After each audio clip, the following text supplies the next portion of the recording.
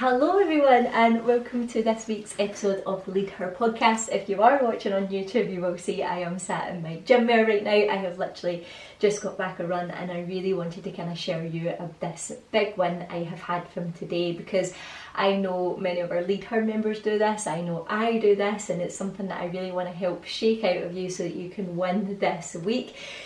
We have been away over the weekend at a good friend's of ours wedding. We were being very looked after. We had a late night drinking on the Friday, same on the wedding day, and a lovely wedding barbecue on the Sunday. So it's been such a crazy weekend. But on top of that, we finally got our kitchen done. So if you've listened to the podcast before, you'll maybe have heard that I had a burst pipe at New Year this year, and it's took until July to finally get our insurance and finally get our kitchen back. So there's been a lot going on where we've had to kind of clear out the kitchen, put everything away, and let them do their thing. But also when you come home, you've got all the mess to clean up.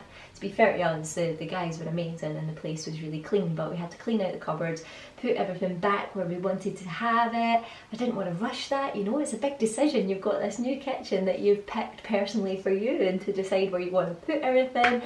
So we got back on Sunday and we spent about 5 hours. We were up until 11:15 on Sunday night, putting everything back to the kitchen and getting it in the way that we wanted it. We really wanted to put in that effort, because for us, like, we like to be in routine, and obviously our routine was gone over the weekend, where it was a wee bit away with us being away last week, and we didn't want to kind of be chasing our tail the rest of the week from not doing this work. And it was just nice to wake up in the kitchen. We knew we got our food shop delivered on the Sunday night, we got to put that in the new fridge and really just unpack everything and get it the way we wanted it, so we could start Monday off right. But on the Monday evening, the little excuses started to creep into my head to not do my run today. I was thinking, oh, Leanne, you've been drinking over the weekend, you've had a lot of late nights, maybe your body's a bit tired, you're maybe going to overdo it by doing a run in the morning. And then there'd be that other good voice that's like, but it's only a little short run, it's an easy run, there's no pressure with this run, you've also got a marathon to do, so you need to do this work. And also, like, I say this to some of our Lead Her members when they move house, I'm like, don't worry if you don't get your gym sessions in, because it is hard work. Like, you're doing a lot of lifting and a lot of moving, especially when it's a full house and not just one room. So like, my back was sore from all the bending down, cleaning, reaching. Even though I weight train, I was like, oh god, my back is sore. Obviously wearing heels over the weekend as well, so I was like, oh, I've got sore feet, I've got a sore back, I've got my old injury, maybe I should be careful, maybe I should just rest tomorrow. All these excuses were coming in my head the night before I could even tell how I felt the next day. I didn't know if I was going to wake up the next day feeling super refreshed or if I was going to feel rubbish, but already I was talking myself out of doing that workout. But before going to bed, I did what I always do, and I was like, right, let's just get your gym stuff at the side of the bed. I just kind of really thought I had the next day I had Lola's vet appointment at 9 AM, I had client calls, so I was like, right, if I'm going to do this run, I need to be out no later than 7:30. It's only a 30-minute run. So I was like, I'll leave my gym stuff, alarm went off, and I thought, I'm going to do it. I'm going to get it done. And you know what? This is what we always say. Those workouts that you don't really want to do and that you are making excuses to avoid, or those things at work that you don't want to do and you spend all week avoiding it, and then you're doing a last rush at the end of the week. There's always stuff that we're avoiding doing and making our life harder because we're avoiding it. We're draining our own energy and getting fed up and frustrated with ourselves rather than just doing the bloody job and getting it done. And it turns out it's never as bad as it seems. I went out, and as soon as I started that run, I felt so good because I did what I said I was going to do. I beat past those negative voices that were telling me to stay in and to play it safe and to just rest and to just have a little lie in, and you've not ate enough food so you're not going to have enough energy for your run. I was flying. I felt so energetic, I felt really powerful, I felt really strong, and that was from me not feeling properly. That was from me having a crap night's sleep. That was from me doing all the stuff the day before. I still had such a good session. And I think as well, when you are drinking more alcohol and you don't feel great, the best thing that's going to make you feel awesome is a workout. I don't know anyone who ever regrets doing a workout. It always makes you feel really good. So it's just that big lesson that it's really common to make all those little excuses up in your head. I've been doing this since I was 24, I've been going to the gym almost 10 years now, and I still have to fight these little battles in my head, and sometimes they're stronger than others. And that's why that habit and that routine of leaving the gym stuff out the night before is so powerful, because I've done that so many times that's always that thing that's just like, well, it's sitting staring at me. As soon as I open my eyes up, I've got another appointment, so I know I need to do it in this chunk of time. It just made me get up and do it, and it's that habit that just takes me through to getting that workout done when I sometimes can't be bothered. And just mentally, after drinking, I felt amazing, I felt so proud of myself, I felt accomplished, and it just reminded me that no matter how crap you feel sometimes the workout's exactly what you need, and it's going to be your best session of the week.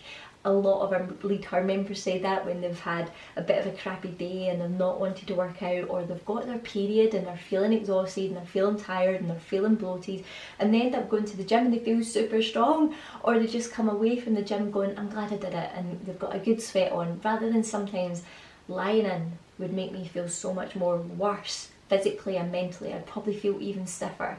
I'd probably feel really negative because I know I was drinking over the weekend and I know I wasn't eating right. I'd probably end up eating rubbish food because of the way I kind of felt that day. So it's just really noting that you need to just set yourself up to win the next day, and to not listen to all those excuses that you're making in advance. And this goes with every other aspects of life as well.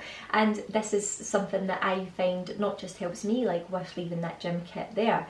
I always say to our members, when you've maybe got a big job in at work, or you've maybe got a workout that you need to do and you're not in the mood to do it, it's like thinking like how you can break it down into the simplest step.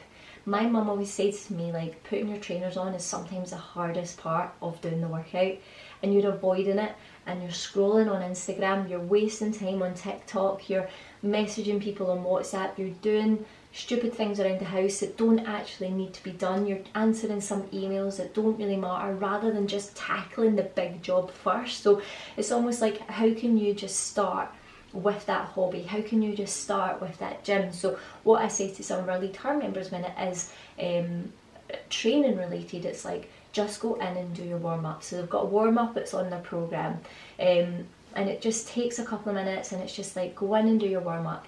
If you get to the gym and you do your warm-up and you still feel rubbish, that's fine. That's when you can go home, because you're like, at least I showed up, at least I gave it a go, I've done something, rather than avoiding it completely. But 9 times out of 10, you will do that warm-up and you'll be like, okay, I'm ready to do the workout, I'm here now, so what's the point in not doing it?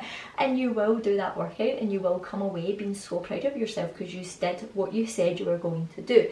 And we say this all the time on the Lead Her podcast, like, your confidence comes from you doing what you said you were going to do, from you doing what you promised yourself. That's where your confidence comes from, because you start to believe in yourself and you're not letting yourself down, and you're doing the things that you wanted to do, and you're getting to the goal where you wanted to be from doing the work. So this is the same. So just try and think, what can you do to just break down that goal a little bit? Is it like me, like leaving the gym kit beside the bed? Is it like just saying to yourself, I'm just going to put my gym kit on? Is it like, I'm just going to put my trainers on? Just little manageable chunks that you can take to get yourself closer to working out, okay? But hopefully hearing this today and knowing that I still have these mental battles, but you know what? See, when you're not in a good headspace, those mental voices that are telling you all the excuses are so much stronger.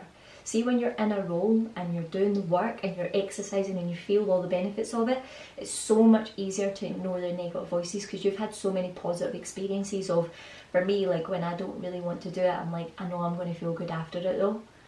Or like when you tick off that big job that's been really annoying you and you get it done, you feel so accomplished for kind of doing it. So when we sometimes don't want to do something, we think of how we feel after it, and that's what sometimes for me just gets me to get it done.